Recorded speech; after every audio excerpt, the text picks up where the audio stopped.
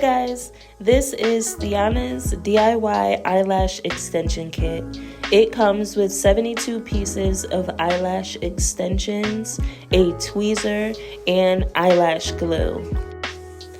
Right here, I'm just going to demonstrate how I put on my eyelash extensions. I take the last one, which will be the biggest eyelash extension for the right corner of my eye, and I take my glue, add it on the lash, and wait a couple seconds for it to stick. As you see here, I'm just repeating the process, and I'm gonna do that going up about 6 rows, and that covers my entire eyelash.